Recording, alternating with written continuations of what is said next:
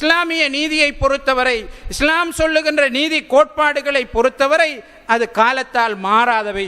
சமூகம் மாற்றம் பெறுவதனால் அது மாற்றம் பெறுவது அல்ல, மனிதனுடைய முன்னேற்றம் அதிகரிப்பதனால் அதிலே மாற்றம் வருவது கிடையாது. காரணம், அல்லாஹு தாலாவினால் வடிவமைக்கப்பட்டது. முக்காலத்தையும் அறிந்த, நடந்தது, நடப்பது, நடக்க இருப்பது அனைத்தையும் அறிந்த அல்லாஹு தாலாவினால் முழுமைப்படுத்தப்பட்டு வழங்கப்பட்டிருக்கிற من يهده الله فلا مضل له ومن يضلل فلا هادي له أشهد أن لا إله إلا الله وأن محمدا عبده ورسوله أما بعد يا أيها الذين آمنوا اتقوا الله حق تقاته ولا تموتن إلا وأنتم مسلمون يا أيها الناس اتقوا ربكم الذي خلقكم من نفس واحدة وخلق منها زوجها وبث منهما رجالا كثيرا ونساء واتقوا الله الذي تساءلون به والأرحام إن الله كان عليكم رقيبا يا أيها الذين آمنوا اتقوا الله وقولوا قولا سديدا يصلح لكم أعمالكم ويغفر لكم ذنوبكم ومن يطع الله ورسوله فقد فاز فوزا عظيما فإن أصدق الحديث كتاب الله وخير الهدي هدي محمد صلى الله عليه وسلم وشر الأمور محدثاتها وكل محدثة بدعة وكل بدعة ضلالة وكل ضلالة في النار أو كما قال عليه الصلاة والسلام. அன்புக்குரிய அல்லாஹ்வின் நல்லடியார்களே, அல்லாஹுவினால் இடப்பட்ட கட்டளையை நிறைவேற்றுவதற்காக நேர காலத்தோடு இங்கே குழுமியிருப்பதைப் போல எல்லா நிலைகளிலும் அல்லாஹுவை பயந்து தக்வாவோடு நடந்து கொள்ளுமாறு எனக்கும் அப்பால் உங்களுக்கும் இந்த தருணத்திலே வசியத்து செய்து கொள்கின்றேன். தக்வா என்பது அல்லாஹுவும் அவனது தூதர் ஸல்லல்லாஹு அலைஹி வஸல்லம் அவர்களும் எவைகளை ஏவினார்களோ அவற்றை முடியுமான அளவு எடுத்து நடப்பதும், எவைகளை தடை செய்தார்களோ அவற்றை முற்றாக தவிர்ந்து வாழ்வதுமாகும். அன்புக்குரிய அல்லாஹ்வின் நல்லடியார்களே, இன்றைய இந்த ஜும்மாவிலே நீதி தொடர்பாக இஸ்லாத்திலே வந்திருக்கின்ற, குர்ஆன் சுன்னாவிலே வந்திருக்கின்ற சில செய்திகளை எனக்கும் உங்களுக்குமாக ஞாபகப்படுத்தி கொள்ளலாம் என்று நினைக்கிறேன். அன்புக்குரிய அல்லாஹ்வின் நல்லடியார்களே, நீதி என்பது சமத்துவம் என்று சொல்லப்படுகின்றது. நீதி என்ற வார்த்தையை அல்லது அந்த சொல்லை நாங்கள் வரைவிலக்கணப்படுத்துகின்ற நேரம் ஒவ்வொருவருக்கும் பொருத்தமானவற்றை, கொடுக்க வேண்டியவற்றை கொடுப்பதும், அதை உறுதிப்படுத்துவதும், பாதுகாப்பதையும் நீதி என்று நாங்கள் சொல்ல முடியும். அதற்கு எதிரானவற்றை அநீதி என்று நாங்கள் அழைக்கின்றோம். இது ஒவ்வொருவராலும் விரும்பப்படுகின்ற ஒரு விஷயமாக இருக்கிறது. அநியாயக்காரர்களாக இருந்தாலும் நீதியை விரும்புகின்றவர்களாக இருப்பதை நாங்கள் பார்க்கிறோம். இலங்கையிலே தற்போது ஏற்பட்டிருக்கின்ற பல மாற்றங்கள் எமது நாட்டு மக்கள் இன்னமும் நீதியை விரும்புகின்றவர்களாக, அது நடைமுறைப்படுத்தப்பட வேண்டும் என்பதில் ஆசை கொள்பவர்களாக, ஆர்வம் காட்டுகிறவர்களாக இருக்கிறார்கள் என்பதை எங்களுக்கு எடுத்து காட்டுகிறது. 5% விட குறைவான ஆதரவை கொண்டிருந்தவர்கள் இன்றைக்கு பாராளுமன்றத்திலே 3/2 பெரும்பான்மையையும் விட அதிகமான ஆசனத்தை பெற்று ஆட்சியாளர்களாக இருக்கிறார்கள் என்றால் இந்த நாட்டு மக்கள் நீதியை விரும்புகிறார்கள், நீதி நிலைநாட்டப்பட வேண்டும் என்பதை ஆசைப்படுகிறார்கள் என்பதை இது எடுத்து காட்டுகிறது. ஆக அன்புக்குரிய அல்லாஹ்வின் நல்லடியார்களே, நீதி நிலைநாட்டப்படாத போது, அநியாயம் தலை தோங்குகிற போது எவ்வகையான பாதிப்புகளை ஒரு சமூகம் எதிர்நோக்கும், எந்த மட்டங்கள் பாதிக்கப்படும் என்பதையெல்லாம் நடைமுறை ரீதியாக உணர்ந்தவர்களாக நாங்கள் இங்கே விற்றிருக்கின்றோம்.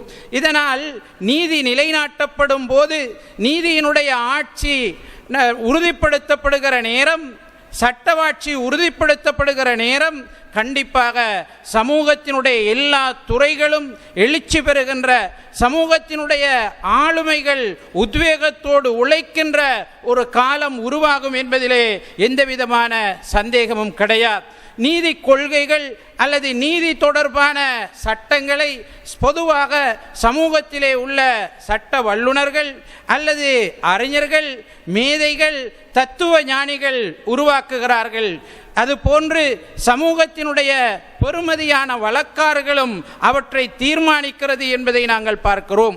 பொதுவாக மனிதனை பொறுத்தவரை அவன் எவ்வளவு முன்னேறினாலும், எவ்வளவு பட்டம் பதவிகளை பெற்றாலும், எவ்வளவு அனுபவசாலியாக இருந்தாலும் அவன் ஏதோ ஒரு விடயத்தில் ஒரு பக்கத்திலே அறிவிலியாக, பலவீனமானவனாக, அனுபவம் குறைந்தவனாக சில விடயங்களிலே இருந்து கொண்டே இருக்கிறான். இது மனிதனோடு அல்லாஹு தஆலா வைத்திருக்கின்ற குறையாக இருக்கிறது.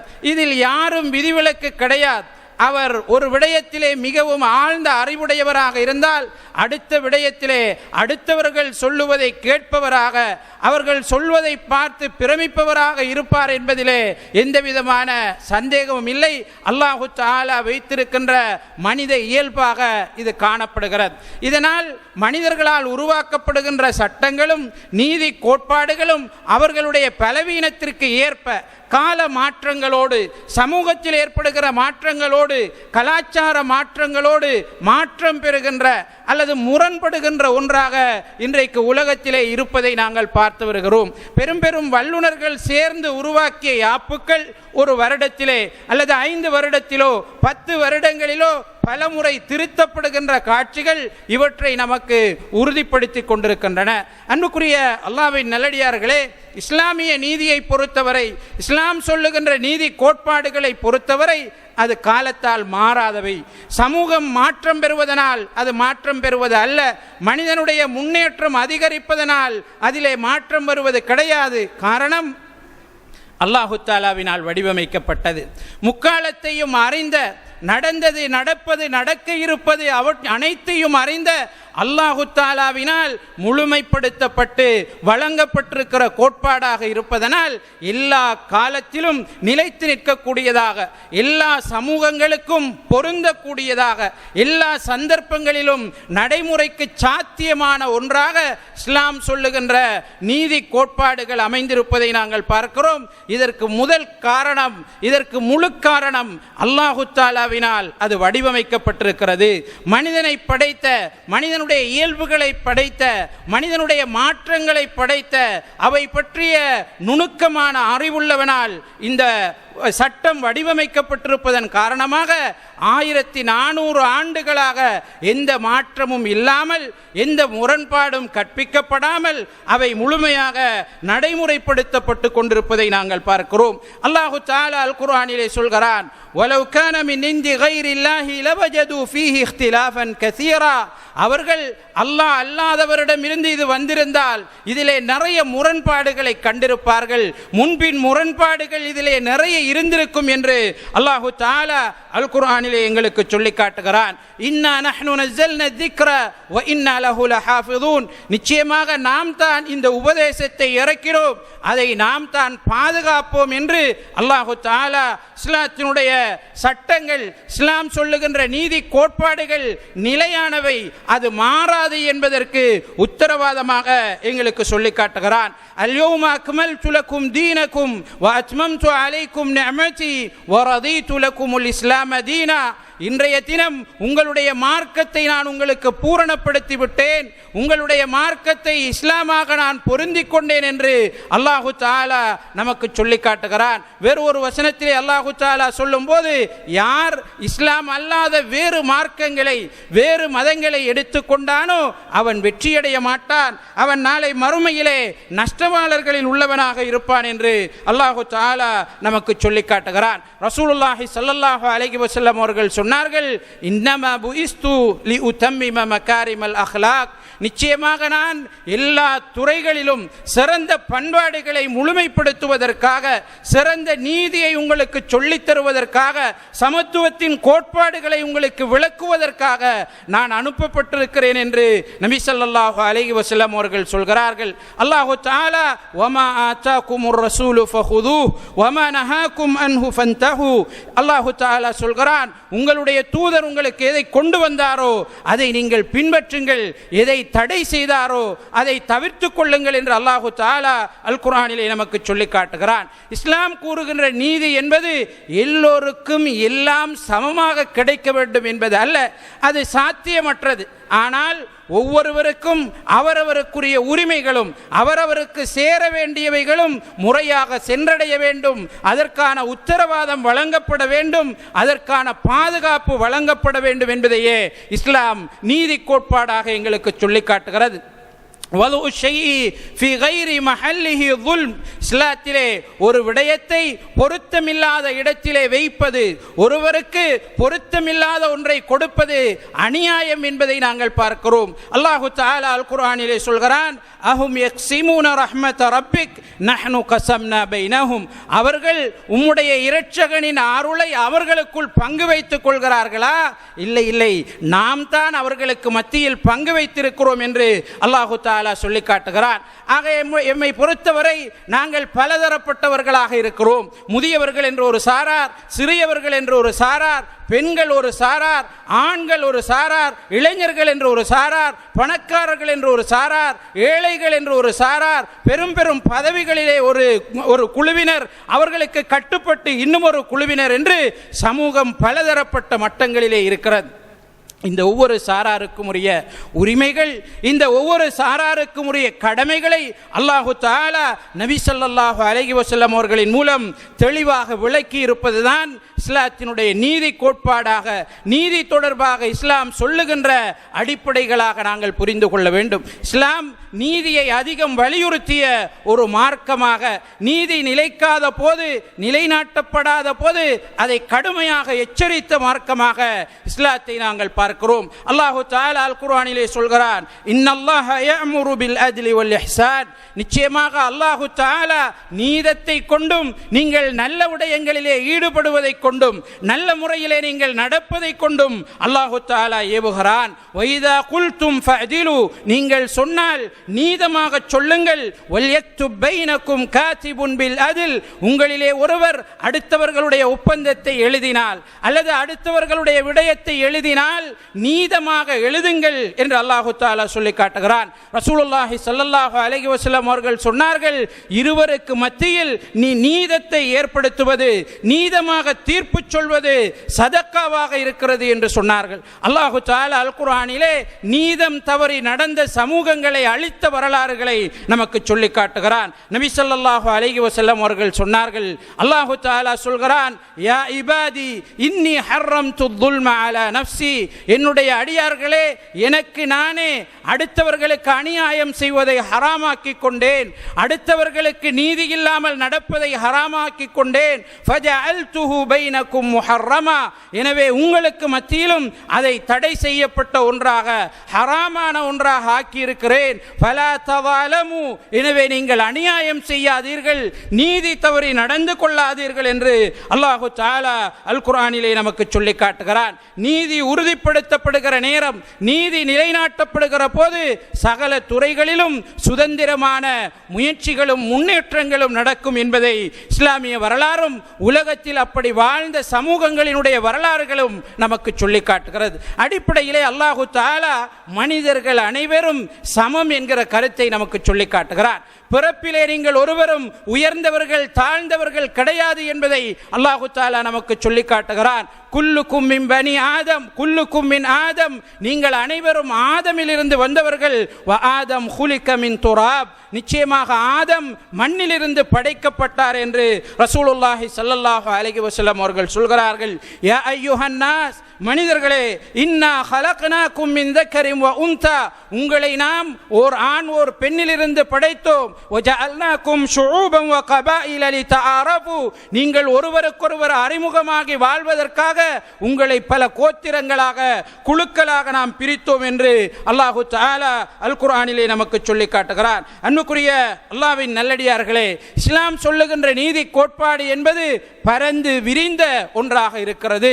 அது வெறுமனே அரச நிறுவனங்களோடு மாத்திரம் தொடர்புடையது கிடையாது, அல்லது வெறுமனே சில தலைமை பீடங்களோடு மாத்திரம் தொடர்புடைய தொடர்புடையது கிடையாது. சில நீதிபதிகளோடு மாத்திரம் தொடர்புடையது கிடையாது.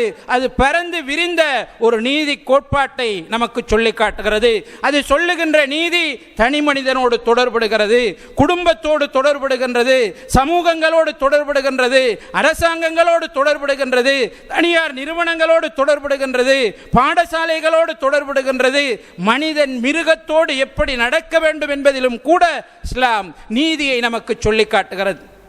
அது போன்று மனிதன் பயன் தரக்கூடிய மரங்களோடு, அதுபோன்று தாவரங்களோடு மனிதன் எப்படி நடந்து கொள்ள வேண்டும் என்பதிலும் கூட இஸ்லாம் நமக்கு நீதியை சொல்லி காட்டுவதை நாங்கள் பார்க்கிறோம். ரசூலுல்லாஹி ஸல்லல்லாஹு அலைஹி வஸல்லம் அவர்கள் சொல்கிறார்கள், குல்லுக்கும் ராயின் வ குல்லுக்கும் மஸ்ஊலுன் அன் ரஇயத்திஹி. நீங்கள் ஒவ்வொருவரும் பொறுப்பாளராக இருக்கிறீர்கள், உங்களுடைய பொறுப்புகள் பற்றி விசாரிக்கப்படுவீர்கள் என்று சொன்னார்கள்.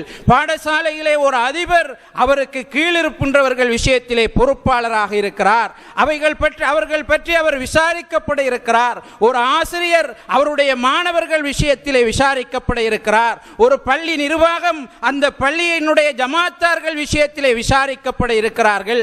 ஒரு தகப்பன் அவனுடைய பிள்ளைகள் விஷயத்திலே, மனைவி விஷயத்திலே விசாரிக்கப்பட இருக்கிறான்.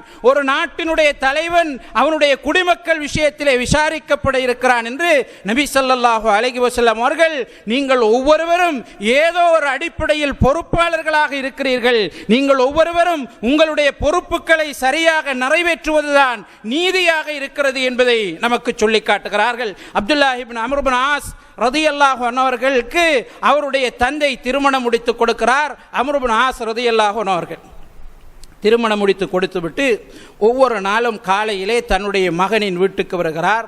மருமகளிடம் மகனினுடைய நிலைமை தொடர்பாக விசாரிக்கிறார். முதல் நாளிலே மருமகள் சொல்கிறார், மாஷா அல்லாஹ், அவர் நல்ல பிள்ளை, சாலிஹானவர், இபாதத்தை விரும்புகிறார், அதிகமாக தொழுகிறார், நோன்பு நோட்கிறார், அதிகமாக திக்ருகளிலே ஈடுபடுகிறார் என்று அம்ர் இப்னு ஆஸுக்கு அவருடைய மகன் பற்றி சொல்கிறார். சென்று விடுகிறார். மீண்டும் ஒரு தடவை வேறொரு நாளிலே வருகிறார். இதே வார்த்தை சொல்லப்படுகிறது. பெண்கள் விஷயத்திலே அவருக்கு நாட்டம் கிடையாது, இபாதத்திலே முழுமையாக கழிக்கிறார் என்று சொல்லப்படுகிறது. மூன்றாவது தடவையும் வருகிறார்கள். இதே வார்த்தை சொல்லப்படுகிறது. நபி ஸல்லல்லாஹு அலைஹி வஸல்லம் அவர்களிடம் கவலையோடு செல்கிறார்கள். தன்னுடைய மகனை பற்றி முறையிடுகிறார்கள். அப்துல்லா இப்படி நடந்து கொள்கிறார் ரலியல்லாஹு அன்ஹு என்று சொல்கிறார்கள். ரசூலுல்லாஹி ஸல்லல்லாஹு அலைஹி வஸல்லம் அவர்கள் சொன்னார்கள், அவரை என்னிடம் அழைத்து வாருங்கள், என்னை சந்திக்க வையுங்கள் என்று சொல்கிறார். அம்ர் இப்னு ஆஸ் ரலியல்லாஹு அன்ஹு அவர்கள் தன்னுடைய மகனை அழைத்துக் கொண்டு நபி ஸல்லல்லாஹு அலைஹி வஸல்லம் அவர்களிடம் வருகிறார். அல்லாஹ்வின் தூதர் அவர்கள் அப்துல்லாவிடம், உன்னுடைய வணக்க வழிபாடுகள் எப்படி சென்று கொண்டிருக்கிறது, உன்னுடைய வாழ்க்கை எப்படி சென்று கொண்டிருக்கிறது என்று விசாரிக்கிறார்கள். அவர் சொல்கிறார், நான் இரவு முழுக்க நின்று வணங்குகிறேன், பகலிலே நோன்பு நோட்கிறேன், அதிகமாக குர்ஆனை ஓதுகிறேன், திக்ருகளிலே ஈடுபடுகிறேன் என்று சொல்கிறார். நபி ஸல்லல்லாஹு அலைஹி வஸல்லம் அவர்கள் சொன்னார்கள், நீ அப்படி செய்யாதே, இரவில் தொழு, சில போது தூங்கு, நோன்பு நோறு, நோன்பை விட்டுவிட்டு நோன்பு பிடிக்காமலும் இருந்து கொள் என்று அவருக்கு சொல்லி நபி ஸல்லல்லாஹு அலைஹி வஸல்லம் அவர்கள் சொல்கிறார்கள், உன்னுடைய மனைவிக்கு நீ செலுத்த வேண்டிய கடமைகள் இருக்கிறது, உனக்கு நீ செய்ய வேண்டிய கடமைகள் இருக்கிறது, உன்னுடைய கண்ணுக்கு நீ செலுத்த வேண்டிய கடமைகள் இருக்கிறது, உன்னுடைய உடம்புக்கு நீ செலுத்த வேண்டிய கடமைகள் இருக்கிறது, அவற்றை நீ சரியாக செய்து கொள், அந்த விஷயத்திலே நீதமாக நடந்து கொள் என்று நபி ஸல்லல்லாஹு அலைஹி வஸல்லம் அவர்கள் அவருக்கு உபதேசம் செய்ததை நாங்கள் பார்க்கிறோம். சல்மானுல் ஃபாரிசி ரலியல்லாஹு அன்ஹு அவர்கள், அபூ தர்தா ரலியல்லாஹு அன்ஹு அவர்கள் அதிகமாக வணக்க வழிபாடுகளில் ஈடுபடுவதை பார்க்கிறார்கள். தன்னுடைய குடும்ப விஷயத்திலே கவனஈனமாக நடந்து கொள்வதையும், அல்லாஹ்வோடு மிக நெருக்கமாக நான் இருக்க வேண்டும் என்பதிலே ஆர்வம் காட்டுவதையும் பார்க்கிறார்கள். அபூ தர்தா ரலியல்லாஹு அன்ஹு அவர்களை அழைக்கிறார்கள், நிச்சயமாக நீ அல்லாஹ்வுக்கு செலுத்த வேண்டிய கடமைகள் இருக்கிறது, உன்னுடைய உடம்புக்கு செலுத்த வேண்டிய கடமைகள் இருக்கிறது, உன்னுடைய குடும்பத்திற்கு செலுத்த வேண்டிய கடமைகள் இருக்கிறது, இவை ஒவ்வொன்றையும் அதற்குரிய முறையிலே நீ செலுத்த பழகிக்கொள் என்று சல்மானுல் ஃபாரிசி ரலியல்லாஹு அன்ஹு அவர்கள் அவருக்கு உபதேசம் செய்ததை நாங்கள் பார்க்கிறோம். அன்புக்குரிய அல்லாஹ்வின் நல்லடியார்களே, ஒரு முஸ்லிமை பொறுத்தவரை அவன் தன்னுடைய எதிரியாக இருந்தாலும் அவன் விஷயத்திலே நீதம் காக்க வேண்டும் என்பதை குர்ஆன் நமக்கு சொல்லி காட்டுகிறது. ஒரு முஸ்லிமை பொறுத்தவரை அவனுடைய எதிரி விடயத்திலும் கூட நீதமாக நடந்து கொள்ள வேண்டும் என்பதை அல் குர்ஆன் நமக்கு சொல்லி காட்டுகிறது.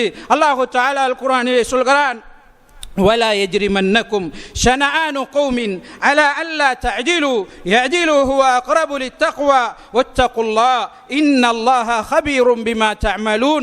நீங்கள் ஒரு கூட்டத்தின் மீது கொண்ட வெறுப்பு, அவர்களின் மீது கொண்ட கோபம் உங்களை நீதம் செலுத்துவதிலிருந்து தூரமாக்கி விட வேண்டாம், உங்களை நீதம் செலுத்துவதிலிருந்து தடுத்து விட வேண்டாம். நிச்சயமாக யாராக இருந்தாலும் அவர்களோடு நீதமாக நீங்கள் நடந்து கொள்ளுங்கள். நிச்சயமாக அல்லாஹு தஆலாவை அஞ்சி கொள்ளுங்கள். அதுதான் அல்லாஹு தஆலாவை அஞ்சுவதற்கு மிகவும் நெருக்கமானதாக இருக்கிறது. அல்லாஹு தஆலா நீங்கள் செய்பவற்றை மிகவும் அறிந்தவனாக இருக்கிறான் என்று நபி ஸல்லல்லாஹு அலைஹி வஸல்லம் அவர்கள் சொல்கிறார்கள். இரண்டு பேர் சண்டை பிடித்துக் கொண்டு நபி ஸல்லல்லாஹு அலைஹி வஸல்லம் அவர்களிடம் வருகிறார்கள், முறையிடுகிறார்கள். நபி ஸல்லல்லாஹு அலைஹி வஸல்லம் அவர்கள் சொன்னார்கள், அல்லாஹுவை பயந்து கொள்ளுங்கள், உங்களுடைய வாதத்திலே நீதமாக இருங்கள் என்று சொன்னார்கள். வாதிடும் போது கூட தன்னுடைய பங்கை விட அதிகமாக வாதிடக்கூடாது என்று சொல்லக்கூடிய மார்க்கம் இஸ்லாம். வாதிடும் போது கூட நடுநிலை தன்மை பேண வேண்டும் என்று சொல்கிறது இஸ்லாம். உன்னுடைய பங்கை, உன்னுடைய உரிமையை நீ பெற்றுக்கொள்வதற்காக அடுத்தவர்களிடம் நீ விவரிக்கும் போது கூட அதிலே எல்லை மீறி சென்று விடக்கூடாது, நடுநிலை பேண வேண்டும். உனக்கு எது உரிமையோ அதை நீ விவரிக்க வேண்டுமே தவிர எல்லை மீறி விடக்கூடாது என்று இஸ்லாம் எங்களுக்கு சொல்கிறது. ரசூலுல்லாஹி ஸல்லல்லாஹு அலைஹி வஸல்லம் அவர்கள் சொல்கிறார்கள், அல்லாஹுவை பயந்து கொள்ளுங்கள், உங்களுடைய வாதத்திலே எல்லை மீறி சென்று விடாதீர்கள். உங்களுடைய வாதத்தை நம்பி உங்களுக்கு உரிமை இல்லாத ஒன்றை நான் கொடுத்து விட்டேன் என்று சொன்னால் நரகத்திலிருந்து ஒரு பகுதியைத்தான் நீங்கள் பெறுகிறீர்கள் என்பதை புரிந்து கொள்ளுங்கள் என்று நபி ஸல்லல்லாஹு அலைஹி வஸல்லம் அவர்கள் சொன்னார்கள். எனவே ஒரு முஸ்லிமை பொறுத்தவரை அவனுடைய உடல் விஷயத்திலே அவன் நீதமாக நடந்து கொள்ள வேண்டும், அவனுடைய குடும்ப விஷயத்திலே அவன் நீதமாக நடந்து கொள்ள வேண்டும். வஆஷிருஹுன்ன பில் மஅரூஃப், அவர்களுடன் நல்ல விஷயங்களிலே சேர்ந்து வாழுங்கள், நல்ல முறையிலே அவர்களோடு குடும்பம் நடத்துங்கள் என்று அல்லாஹு தஆலா சொல்லி காட்டுகிறான். ரசூலுல்லாஹி ஸல்லல்லாஹு அலைஹி வஸல்லம் அவர்கள் சொன்னார்கள், யாருக்கு 2 மனைவி இருந்து ஒரு மனைவிக்கு கூடுதலாக பாசமும் கூடுதலான கவனிப்பையும் செய்கிறானோ அவன் நாளை மறுமையிலே ஒரு பக்கம் இழுபட்டவனாக வருவான் என்று ரசூலுல்லாஹி ஸல்லல்லாஹு அலைஹி வஸல்லம் அவர்கள் சொன்னார்கள். எனவே அன்புக்குரிய அல்லாஹ்வின் நல்லடியார்களே, இஸ்லாம் சொல்லுகின்ற நீதி என்பது வெறுமனே கோர்ட்டுகளோடு நீதிமன்றங்களோடு மாத்திரம் தொடர்படவில்லை, எங்களுடைய அன்றாட வாழ்க்கையோடு தொடர்பட்டதாக இருக்கிறது. நாம் ஒவ்வொருவரும் ஏதோ ஒரு விதத்தில் நீதிபதிகளாகவே இருக்கிறோம். எங்களுடைய நடத்தை, எங்களை சார்ந்திருக்கின்றவர்களுடைய நடத்தை விஷயத்திலே தீர்ப்பு சொல்லக்கூடியவர்களாக அல்லது எங்களுக்கு அடுத்தவர்கள் தீர்ப்பு சொல்லக்கூடியவர்களாக நாங்கள் இருக்கிறோம். அல்லாஹு தஆலா அல் குர்ஆனிலே சொல்கிறான், இத்தகுல்லாஹ வஅதிலு பைன அவுலாதிக்கும், அல்லாஹு தஆலாவை பயந்து கொள்ளுங்கள், உங்களுடைய பிள்ளைகளுக்கு மத்தியிலே நீதம் செலுத்துங்கள் என்று அல்லாஹு தஆலா சொல்லி காட்டுகிறான். நுஅமான் இப்னு பஷீர் ரலியல்லாஹு அன்ஹு அவர்களுக்கு அவருடைய தந்தை ஒரு பொருளை கொடுப்பதற்கு விரும்புகிறார். ஆனால் அவருடைய மனைவி சொல்கிறார், நீங்கள் ரசூல் ஸல்லல்லாஹு அலைஹி வஸல்லம் அவர்களிடம் சென்று இது தொடர்பிலே அவருடைய கருத்தை அறிந்து கொள்ளாத வரை நான் இதற்கு உடன்பட மாட்டேன் என்று சொல்கிறார், நான் இதை ஏற்றுக்கொள்ள மாட்டேன் என்று சொல்கிறார். நுஅமான் ரலியல்லாஹு அன்ஹு அவர்களை அழைத்து கொண்டு அவருடைய தந்தை பஷீர் ரலியல்லாஹு அன்ஹு அவர்கள் நபி ஸல்லல்லாஹு அலைஹி வஸல்லம் அவர்களிடம் வருகிறார்கள். அல்லாஹ்வின் தூதரே, என்னுடைய மகன் நோமானுக்கு இதை கொடுப்பதற்கு நான் விரும்புகிறேன், ஆனால் என்னுடைய மனைவி இப்படி ஒரு நிபந்தனையை இடுகிறாள் என்று சொல்கிறார்.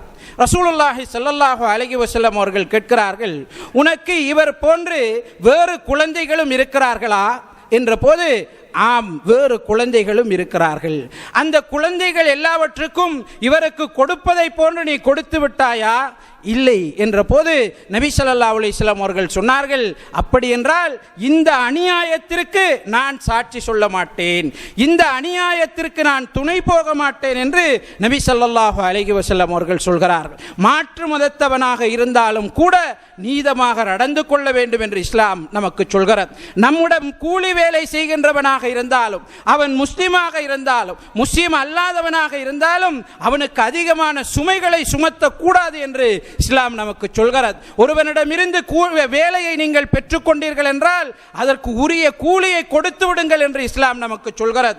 ஆக மாற்று மதத்தவர்களில் கூட இஸ்லாம் நீதியை கடைபிடிக்குமாறு, அவர்களுடன் முறையாக நடந்து கொள்ளுமாறு, சமத்துவம் பேணுமாறு நமக்கு சொல்லி காட்டுவதை நாங்கள் பார்க்கிறோம். அன்புக்குரிய அல்லாஹ்வின் நல்லடியார்களே, இதைவிட ஒரு படி மேலே சென்று மிருகங்களோடும் நீதமாக நடந்து கொள்ள வேண்டும் என்று நமக்கு இஸ்லாம் சொல்கிறது.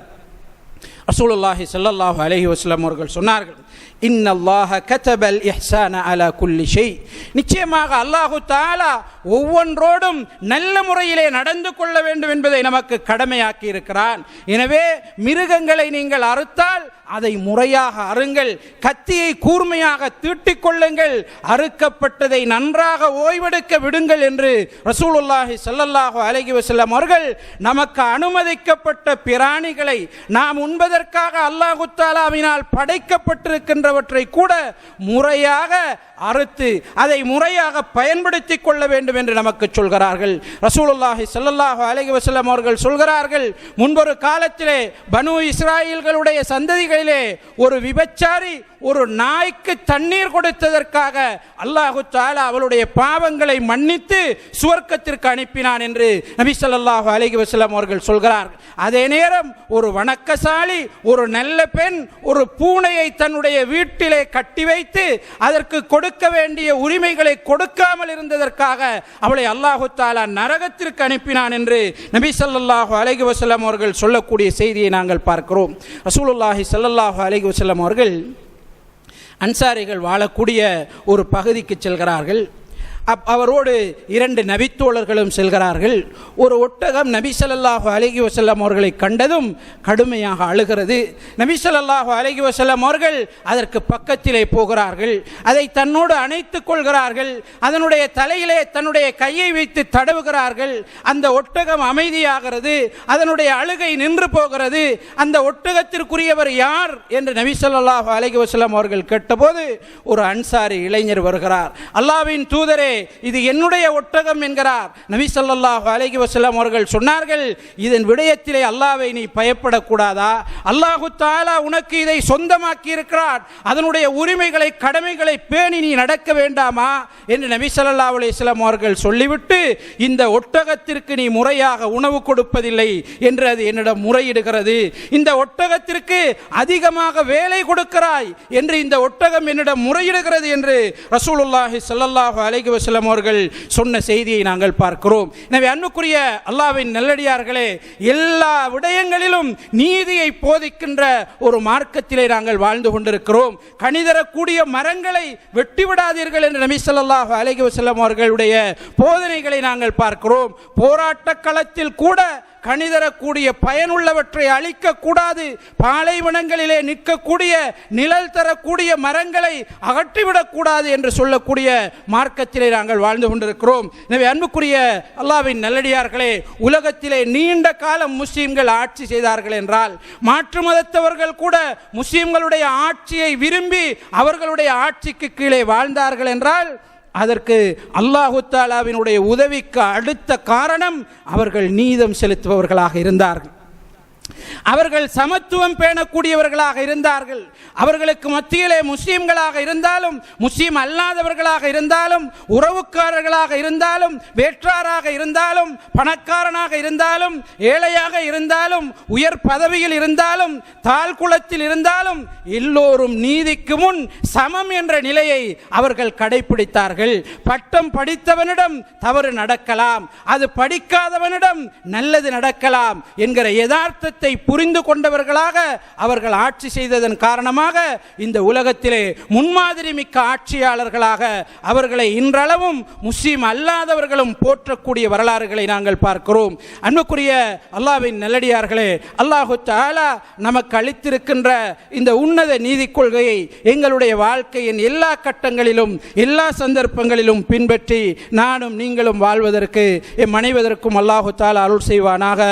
ஆமீன் ஆமீன். வாஹிரு دعوانا أن الحمد لله رب العالمين. إن الحمد لله نحمده ونستعينه ونستغفره ونعوذ بالله من شرور أنفسنا ومن سيئات أعمالنا من يهده الله فلا مضل له ومن يضلل فلا هادي له أشهد أن لا إله إلا الله وأشهد أن محمدا عبده ورسوله أما بعد.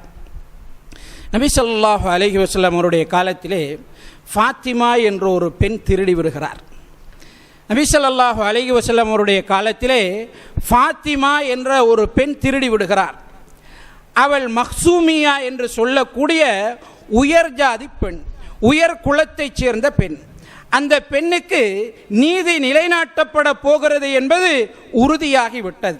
இதனால் அந்த நீதியை தடுப்பதற்கு, அந்த சட்ட விஷயத்திலே ஏதாவது குறைக்கலாமா என்று பேசுவதற்கு பலர் முயற்சி செய்கிறார்கள். அப்போது நபி ஸல்லல்லாஹு அலைஹி வஸல்லம் அவர்களுக்கு மிகவும் விருப்பமான அவருடைய வளர்ப்பு பிள்ளை உசாமாவிடம் இந்த செய்தியை சொல்கிறார்கள். அவரிடம் நபி ஸல்லல்லாஹு அலைஹி வஸல்லம் அவர்களிடம் இந்த ஃபாத்திமா விஷயத்திலே சிபாரிசு செய்யுமாறும் அவருக்கு நிறைவேற்றப்பட இருக்கிற தண்டனையை தடுப்பதற்கு முயற்சிக்குமாறும் வேண்டிக் கொள்கிறார்கள். உசாமா ரலியல்லாஹு அன்ஹு அவர்கள் நபி ஸல்லல்லாஹு அலைஹி வஸல்லம் அவர்களிடம் வந்து முறையிடுகிறார்கள் அல்லது சிபாரிசு செய்கிறார்கள். அப்போது நபி ஸல்லல்லாஹு அலைஹி வஸல்லம் அவர்கள் கோபப்படுகிறார்கள். அத்தஷ்ஃபஉ ஃபீ ஹத்தின் மின் ஹுதூதில்லாஹ், அல்லாஹு தஆலா வரையறுத்து தந்த ஒரு தண்டனை விஷயத்திலே அந்த தண்டனையை விடுமாறு நீ பரிந்து பேசுகிறாயா, சிபாரிசு செய்கிறாயா என்று நபி ஸல்லல்லாஹு அலைஹி வஸல்லம் அவர்கள் கோபப்பட்டு விட்டு சொல்கிறார்கள், நிச்சயமாக உங்களுக்கு முன்பிருந்தவர்கள் இதனால் தான் அழிக்கப்பட்டார்கள். அவர்களிலே உயர் குலத்தவர்கள், உயர்ந்தவர்கள் தவறு செய்தால் அவர்கள் நீதியை நிலைநாட்டுவதில்லை. அவர்களிலே கீழ்நிலையில் உள்ளவர்கள் தவறு செய்தால் நீதியை நிலைநாட்டுவார்கள். இதனால் அவர்கள் அழிக்கப்பட்டார்கள். நிச்சயமாக இந்த முஹம்மதுடைய மகள் ஃபாத்திமா திருடினாலும் லகதஅது யதஹா, அவளுடைய கரத்தையும் நான் துண்டிப்பேன் என்று நபி ஸல்லல்லாஹு அலைஹி வஸல்லம் அவர்கள் சொன்னார்கள். அன்புக்குரிய அல்லாஹ்வின் நல்லடியார்களே, அபூபக்கர் ரலியல்லாஹு அன்ஹு அவர்கள் ஆட்சிக்கு வருகிறார்கள். அபூபக்கர் ரலியல்லாஹு அன்ஹு அவர்கள் நபி ஸல்லல்லாஹு அலைஹி வஸல்லம் அவர்களுக்கு பிறகு ஆட்சிக்கு வருகிறார்கள். அவருடைய ஆட்சியிலே முதலாவது அவர் ஆற்றிய உரையிலே சொல்கிறார், உங்களிடம் மிக பலவீனமானவர் என்று நீங்கள் கருதும் ஒருவர் அநீதி இழைக்கப்பட்டாராக இருந்தால் அவருக்கு நீதி நிலைநாட்டப்படுகிற வரை அவர் என்னிடம் மிக பலமானவராகவே இருப்பார். அதே நேரம் உங்களிலே மிக பலமானவர் என்று நீங்கள் நம்பியிருக்கக்கூடிய ஒருவர் அநியாயம் செய்யக்கூடியவராக இருந்தால் அவர் விஷயத்திலே நீதி நிலைநாட்டப்படும் வரை என்னிடம் அவர் பலவீனமானவராகவே இருப்பார் என்று அபூபக்கர் ரலியல்லாஹு அன்ஹு அவர்கள் சொன்ன வரலாற்றை நாங்கள் பார்க்கிறோம். உமர் இப்னு கத்தாப் ரலியல்லாஹு அன்ஹு அவர்கள் ஒரு தடவை வீதியிலே வருகிறார்கள். ஒரு முதியவரை காணுகிறார்கள். அவர் மிகவும் கஷ்டப்பட்டு கொண்டிருக்கிறார். அவரிடம் விடயத்தை விசாரிக்கிறார்கள். அவர் இஸ்லாமியர் அல்ல, முஸ்லிம் அல்லாத ஒருவர், முஸ்லிம்களுடைய ஆட்சியிலே வரிகட்டி வாழ்ந்தவர். உமர் இப்னு கத்தாப் ரலியல்லாஹு அன்ஹு அவர்கள் சொல்கிறார்கள், உன்னுடைய இளமை பருவத்தை எல்லாம் தொழில் செய்து இந்த அரசாங்கத்திற்கு வரி செலுத்தி நீ வாழ்ந்திருக்கிறாய். அதனால் உன்னுடைய முதுமை பருவத்திலே, உன்னால் இயலாமல் போகிற இந்த பருவத்திலே உன்னை பாதுகாப்பது, உனக்கு உதவி செய்வது நீ வரி செலுத்திய அந்த அரசாங்கத்தினுடைய கடமை என்று சொல்லி முதியவர்களுக்கான கொடுப்பனவை உமர் ரலியல்லாஹு அன்ஹு அவர்கள் ஆரம்பித்து வைத்தார்கள் என்ற வரலாற்றை நாங்கள் பார்க்கிறோம். இதுதான் இஸ்லாம் சொல்லக்கூடிய நீதியாக இருக்கிறது.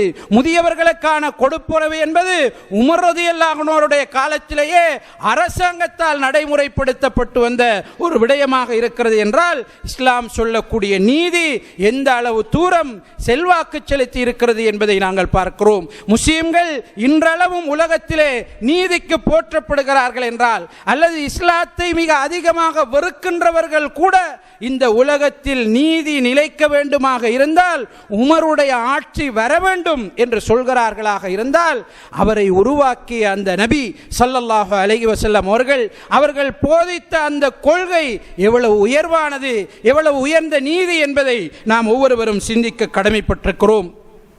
அன்புக்குரிய அல்லாஹ்வின் நல்லடியார்களே, ஒரு சமூகத்திலே நீதி நிலைநாட்டப்படுகிற நேரம் இஸ்லாம் சொல்லக்கூடிய இந்த பரந்த விரிந்த அடிப்படையில் நீதி நிலைநாட்டப்படுகிற போது அல்லாஹு தஆலாவுடைய அருள் அந்த சமூகத்தின் மீது நிச்சயமாக இருக்கும். அந்த சமூகத்திற்குள்ளே நிம்மதி இருக்கும், சந்தோஷம் இருக்கும், பரஸ்பர நம்பிக்கை இருக்கும், விட்டுக்கொடுப்பு இருக்கும், சமூக ஒற்றுமை என்பது சாத்தியமாகும். ஒவ்வொருவரும் நம்பிக்கையோடு உழைக்கக்கூடிய பிரஜைகளாக அவர்கள் மாறுவார்கள். எல்லா துறைகளும் முன்னேற்றம் அடைகின்ற துறைகளாக மாறும் என்பதை என்பதை நாம் உலக வரலாற்றிலே கண்டு வருகிறோம்.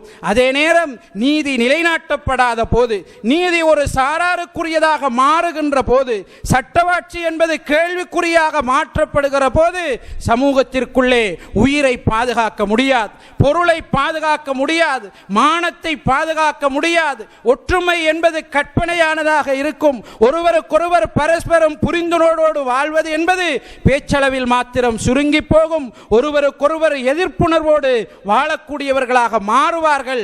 அவர்களுக்குள்ளே வஞ்சகமும் பொறாமையும் கசடும் அவர்களுக்குள்ளே விட்டு கொடுக்காத தன்மைகளும் அதிகமாக உருவாகும் என்பதிலே எந்த விதமான சந்தேகமும் கிடையாது. எனவே அன்புக்குரிய அல்லாஹ்வின் நல்லடியார்களே, அல்லாஹு தஆலா நமக்கு தந்திருக்கின்ற இந்த விசாலமான நீதி கொள்கையை எங்கள் விஷயத்திலும், எங்களுடைய பிள்ளைகள் விஷயத்திலும், எங்களுடைய மனைவிகள் விஷயத்திலும், எங்களுடைய சமூக மட்டத்திலும், தனியார் நிறுவனங்களிலும், அரசு நிறுவனங்களிலும், சமூகத்திலே நாங்கள் எந்த பதவியில் எந்த தரத்தில் இருந்தாலும் அந்த இடத்தில் எப்படி இஸ்லாம் இருக்க சொல்கிறதோ அந்த நீதியை பேணி நானும் நீங்களும் வாழ்வதன் மூலம் நிச்சயமாக நமக்கும் அடுத்தவர்களுக்கும் சந்தோஷமிக்க பிரஜைகளாக நாங்கள் மாறலாம் என்பதிலே எந்த விதமான சந்தேகமும் கிடையாது. அல்லாஹு தஆலா நம் அனைவருக்கும் அத்தகைய நற்பாக்கியத்தை தந்தருள்வானாக.